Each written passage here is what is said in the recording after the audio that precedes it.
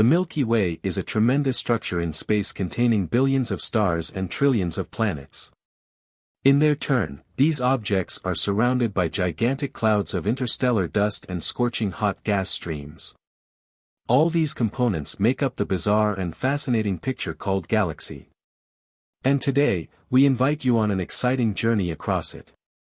We'll start out near the star system closest to our Sun, Alpha Centauri, whizzing on hundreds of times faster than light. We will fly around some of the most remarkable stars closest to us and then briefly stop near an unusual planet, the surface completely submerged by perpetually boiling ocean. Placing our lives in peril, we will nevertheless approach an unstable, pulsating giant enjoying its last millennia of life. And then, pay a visit to the most extreme and forbidding exoplanets. Straight after that, it will be time for the most mysterious and dangerous objects in the Milky Way, black holes. And then, we will pierce the galaxy in a swift flight from the bright center, richly illumined by the stars, to its very edge concealing mysterious dark matter. Let's get ready, and we begin. Alpha Centauri, the Earth has been emitting structured radio signals into space for around 100 years now. The radio noise from the Earth reached dozens of other stellar systems long ago, including Arcturus lying 37 light-years away from us, and Tau Aldebaran, which is roughly 65 light-years away. Besides, our radio signals may be heard on the surfaces of a great number of potentially habitable exoplanets like Cross 128b or Gliese 667cc. Still, the triple stellar system of Alpha Centauri remains the closest neighbor of the Sun, which automatically makes it the first obvious candidate for the destination of the first-ever interstellar flight. Alpha Centauri is known to be a multiple stellar system made up of three components. Two of the larger ones are relatively close to each other. Seen with the naked eye, they appear to be a single source of light. The two components follow a slightly elongated orbit around the common mass center, which takes around 80 years to complete. The maximal distance between the stars may reach 35 astronomical units, with a minimal distance reaching 11.2 astronomical units. As for the distance between these objects and the Sun, it is reportedly 4.36 light-years. The most massive, largest, and brightest component in the system is dubbed Alpha Centauri A. This is a main sequence star with a mass of about 108% that of the Sun. Its radius is reportedly 1.22 times that of our Sun. Even though the surface temperature and the spectral class of Alpha Centauri A are close to those of our star, it emits 1.5 times as much energy. There are no confirmed exoplanets in the environs of this star. However, while the star was being observed in the infrared in 2021, some evidence was found of there being a planet-like object close by. According to preliminary estimates, its mass may be anything from 9 to 35 Earth masses, and its radius may measure 3.3 to 7 times that of our planet. 1.1 astronomical units away from its parent star, the hypothetical celestial body completes a full orbit around it within roughly a year. Additional observations are called for to verify the data, which can be done with the help of either the James Webb Telescope or else Earth-based observatories. The second component of the system is called Alpha Centauri b or Tolman, and it also falls into the class of main sequence stars. However, its mass is 10% less than that of the Sun, and its radius measures only 86% or so that of the Sun. Tolman is also slightly cooler than our star. Its surface temperature is reportedly 5260 Kelvin, or slightly lower than 5000 degrees Celsius. With these factors combined, the celestial object has an orange hue, and its luminosity is on average twice as low as that of our Sun. Incidentally, Alpha Centauri b emits a lot more energy in the X-ray range compared with other objects of its class.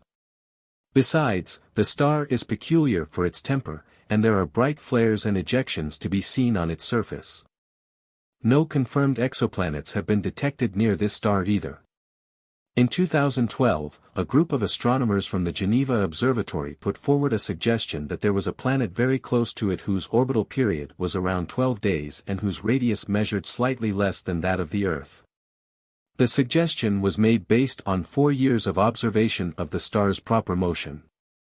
However, 3 years later, a mathematical error was detected to have been made in the course of data processing, and so the idea of there being a planet was found to be erroneous. The third component of the system is a stark contrast to the first two. It is a red dwarf with a mass approximately 12% that of the Sun. Its size is about 7 times smaller than that of the Sun. Its surface temperature is only slightly higher than 3000 Kelvin, and its luminosity is just a measly 0.17% that of the Sun. Of all the components of the Alpha Centauri system, it is this dim space object that is the closest one to the Sun, lying 4.25 light-years away from it. This is what earned its name Proxima Centauri, which is Latin for closest. Besides, the object is getting nearer and nearer. Thus, in 26,700 years, it will be only a bit more than 3 light-years away. Still, this star cannot be seen from the Earth on account of its slow luminosity. Proxima is noticeably far from its two companions in the stellar system. This distance is currently around 13,000 astronomical units or 0.21 light-years, but in the next 300,000 years, it is expected to gradually shrink to just 4,100 astronomical units. It takes Proxima 547,000 years to orbit around the system's common mass center. Unlike its two larger neighbors, the Proxima Centauri system boasts 2 confirmed exoplanets as well as at least 1 hypothetical object. Studies of the star in the infrared allowed scientists to assume that there is a dust ring and probably a great number of small celestial objects like asteroids or comets. The first planet in the system, Proxima Centauri b, was detected in 2016 by the radial velocities method. 4 years later, in 2020, it was confirmed by spectrographic studies with the help of the largest Earth-based telescope on our planet, VLT, Very Large Telescope. According to the updates, the exoplanet lies 0.05 astronomical units away from its parent star, and it takes it roughly 11 Earth days to complete a full orbit.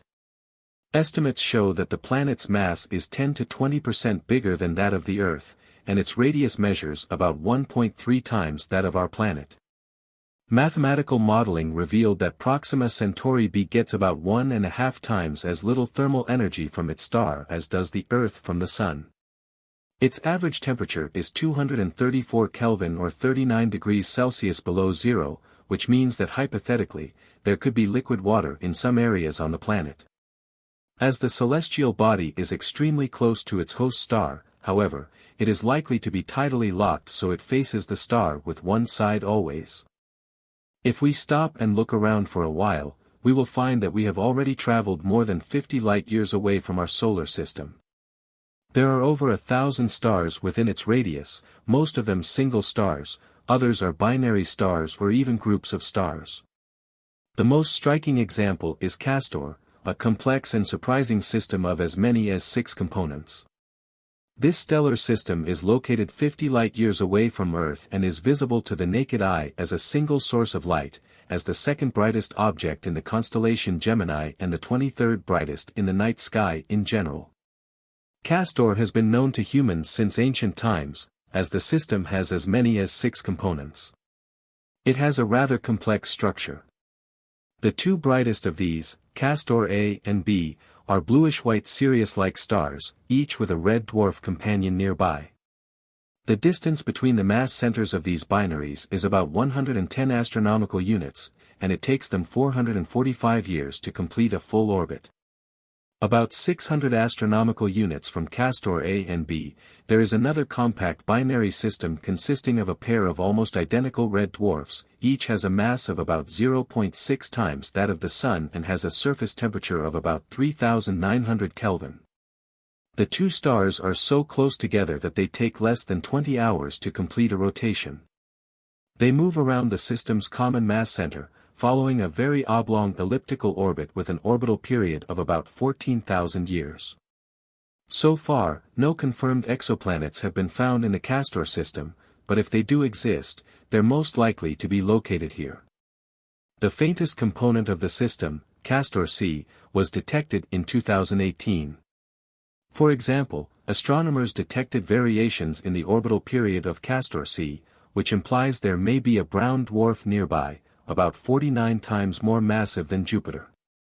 According to calculations, it is located 14 astronomical units from the parent star and completes a full orbit around it every 54 years.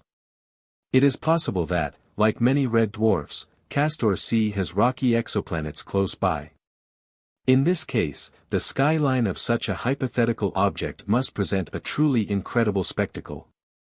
On one side, a considerable part of it is occupied by two crimson stars circling the sky without stopping, while on the other side, the eternal twilight is diffused by the light of a pair of stars, each of them hundreds of times brighter than the Earth's moon. Whether this is actually the case can yet be verified. At this point, although the stars we've visited are great distances apart, they're all within a single structure stretching for a total of about 300 light-years. This is called the local bubble and contains not only thousands of stars but also several large structures, including the local interstellar cloud. The local bubble was formed by successive explosions of several supernovae that occurred between 10 and 15 million years ago. It has a giant cloud of interstellar gas heated to 1 million Kelvin. Because of its high temperature, the gas tends to expand, so its density is about 10 times lower than the galactic average. In addition, the hot ionized hydrogen constantly emits X-rays. Fortunately, the magnetic fields of the Sun and the Earth, as well as the atmosphere of the planet, successfully protect us from the harmful radiation. The local bubble is bordered by other similar formations. For example, slightly away from the South Pole, you'll find the so-called loop I. This structure is about 1,000 light-years away from the Earth and has a cloud of interstellar gas and hot dust with a radius of about 100 light-years. Its origin dates back about 10 million years ago, but the event which gave rise to the creation of the Loop 1 is not yet clear. If we head towards the west, we'll find the Loop 2 structure. It is a large circular bubble with a diameter of 1,000 light-years, just like the so-called giant bubble. All of these formations are within the so-called Orion arm of our Milky Way galaxy. It is one of the two main spiral arms of our Milky Way, 3,500 light-years long and about 10,000 light-years from the center. In addition to everything else, the star Wolf 1061 is also remarkable for its position, which is virtually at the very edge of the so-called local interstellar cloud. It is an area in space filled with hot but extremely rarefied hydrogen. Its temperature measures about 7,000 Kelvin and on average, there is just 0.3 of an atom to be found in 1 cubic centimeter of space. Here, it is about twice as little as the average value in the Milky Way. The solar system has been moving through the local cloud for the past 10,000 years. Its average diameter is about 30 light-years, but our system is almost at its very edge. Alpha Centauri, for example, is already in the neighboring so-called G-cloud.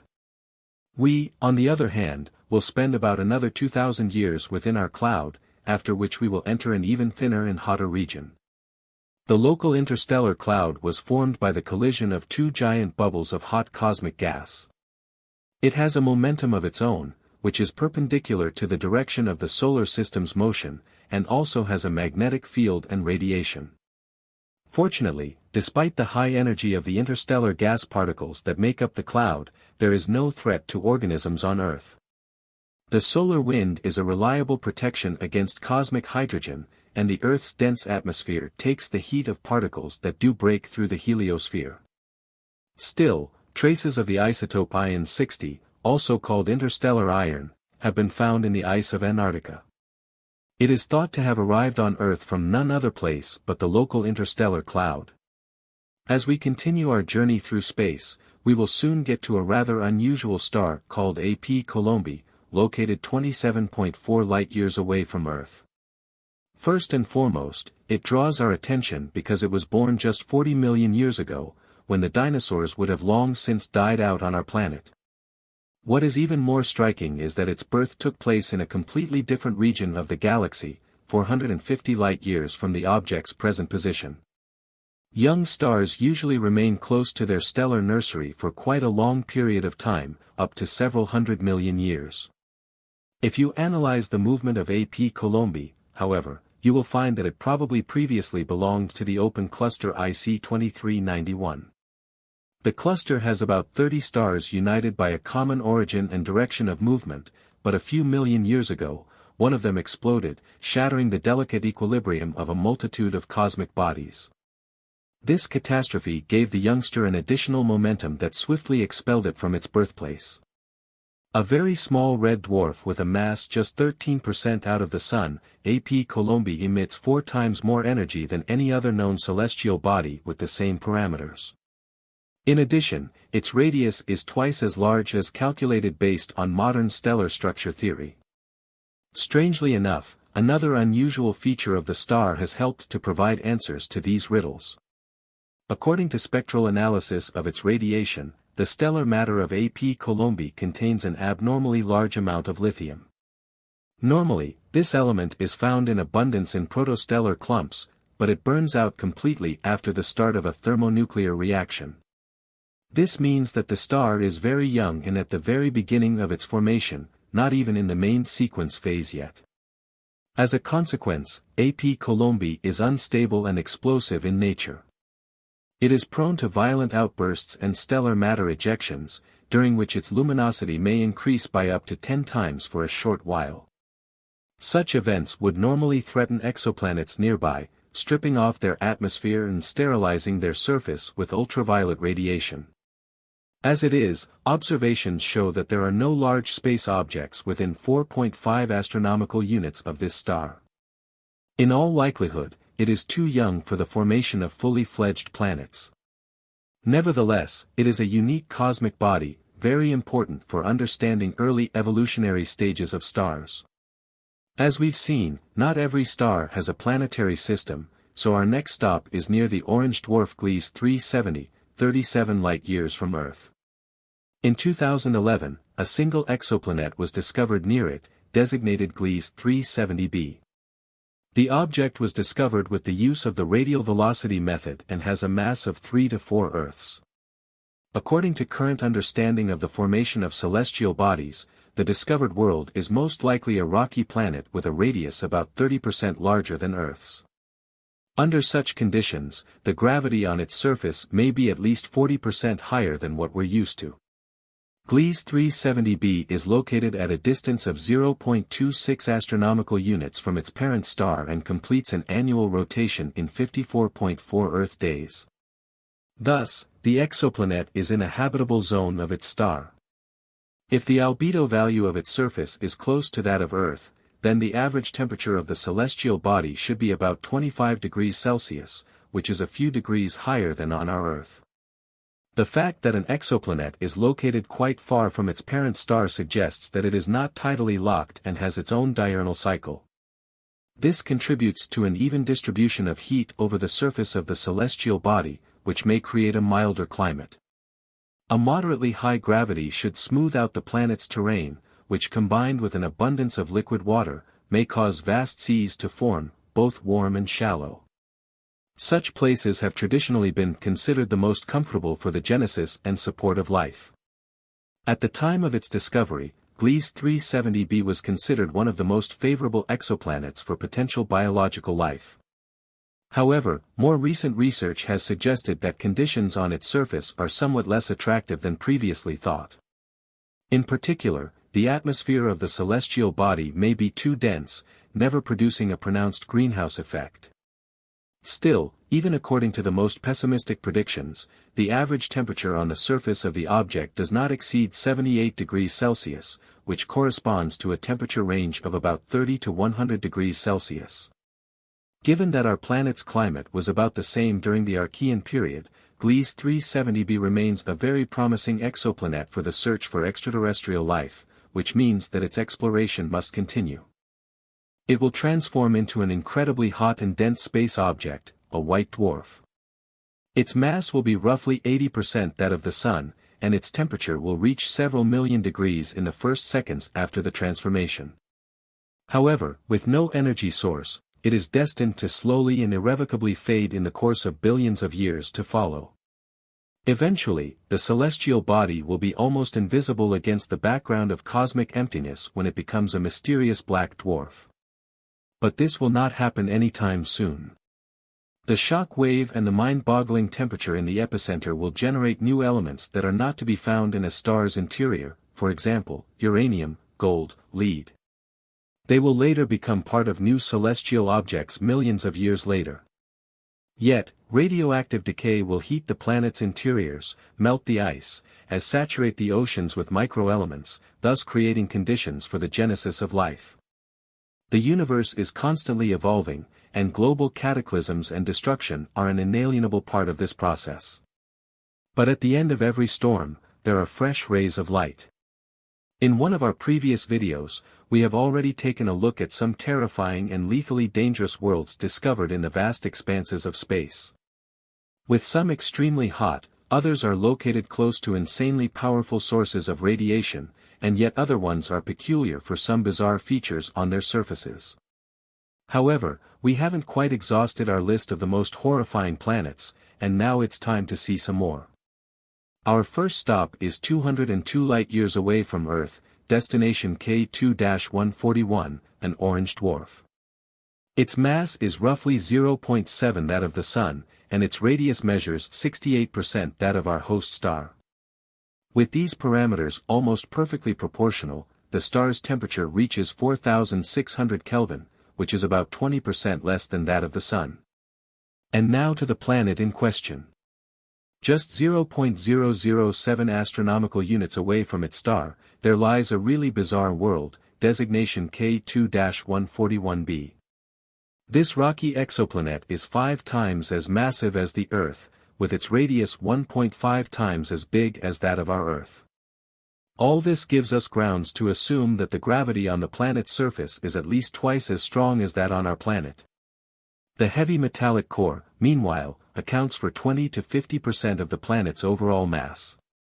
It takes the celestial body about 6.5 hours to complete a full orbit around its parent star.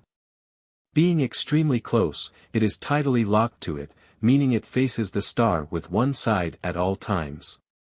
Observations show that the temperature on the planet's day side reaches 3270 Kelvin or 3000 degrees Celsius. This is enough not only to melt most rocks and metals but also to effectively evaporate them. The day side of the planet is assumed to be covered with a lava ocean that never ceases to boil. The atmosphere is thought to be rather exotic, made up of steams of heavy metals and silicates. By contrast, the planet's night side is incredibly freezing. According to estimates, the temperature of most of its area is tens of times lower than that on the day side, and on balance, its values are supposed to be sub-zero. Mathematical modeling shows that this sharp temperature contrast gives rise to exceptionally strong winds, whose speed reaches 1.75 kilometers per second. This is roughly 5 times the speed of sound, which means that the surface of K2-141b is continuously shaken by exceptionally powerful, deafening rumbling. It is assumed that on reaching the night side, atmospheric streams condense and precipitate on its surface in the form of fiery rain. This forms lava rivers, and eventually, this molten metal makes its way back into a magma ocean to evaporate again later on and to continue this incredible fiery circulation. However, this infernal cycle affects only a relatively small part of the planet's night side.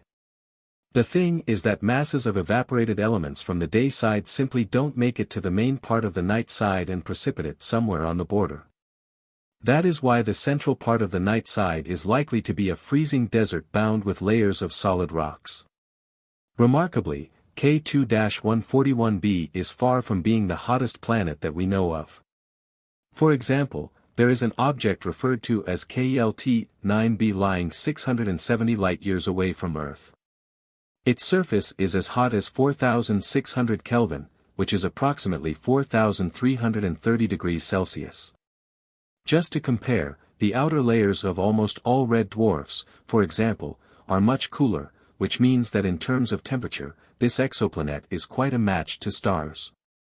Its parent star, designation KLT-9, is of a whitish-blue color and has a mass 2.6 times that of the Sun. As for its diameter, it is 2.3 times that of our star.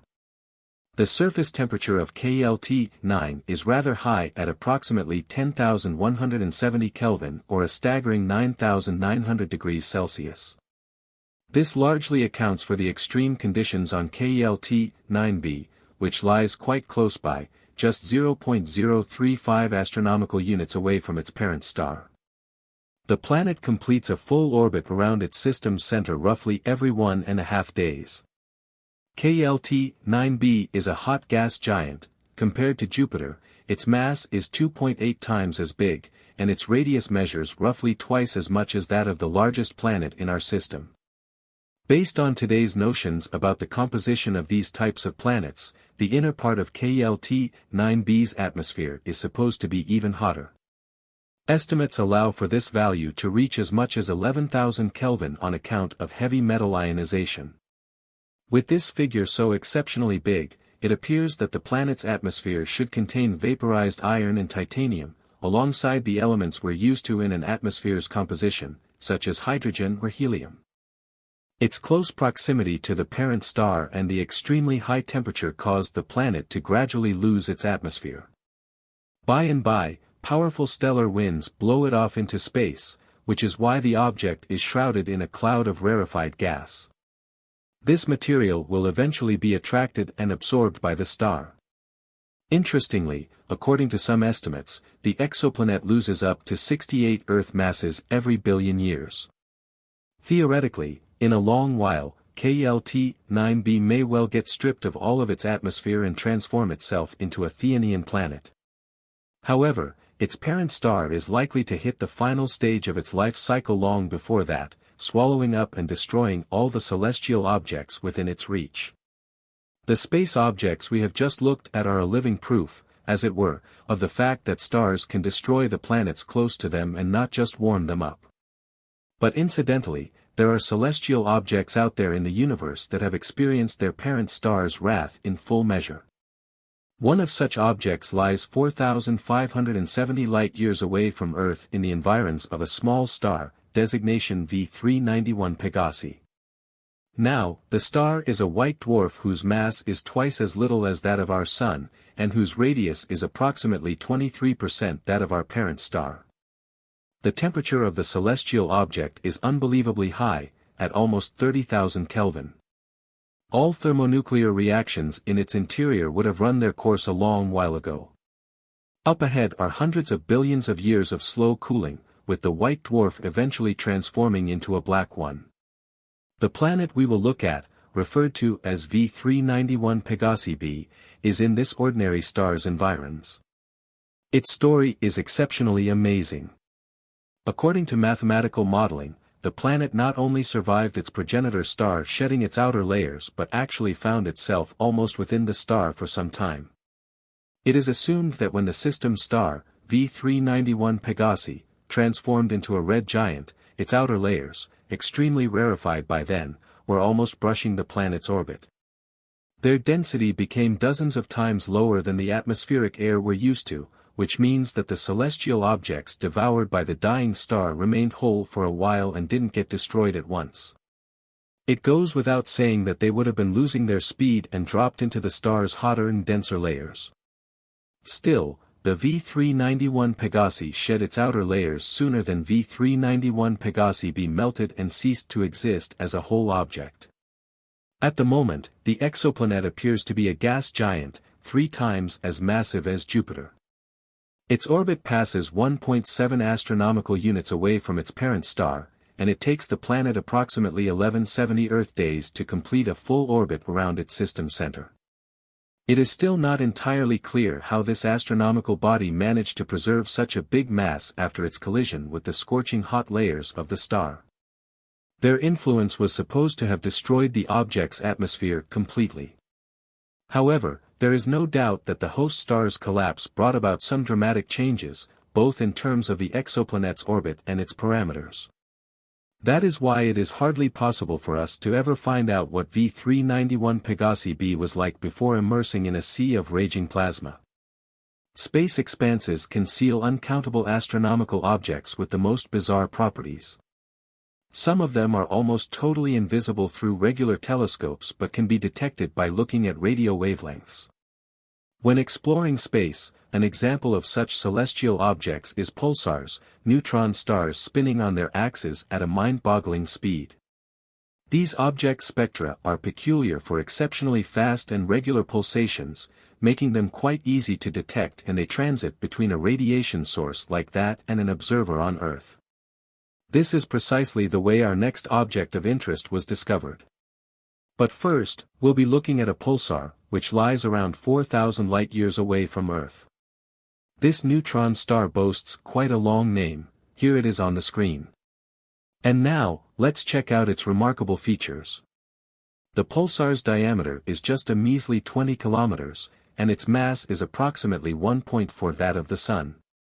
The object spins at an incredible rate, with roughly 10,000 rotations a minute while continuously emitting powerful electromagnetic radiation impulses.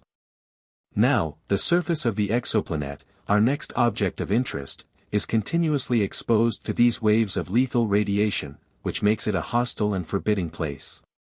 It takes this planet just 2 hours to complete a full orbit around its system center, and the distance to the pulsar is smaller than the Sun's radius, just 600,000 kilometers or 0.004 astronomical units. Incidentally, the celestial body's surface is bound by eternal cold in space, as its parent star just barely emits thermal energy. The object's mass is around 330 that of Earth, while its radius is 4 times that of our planet.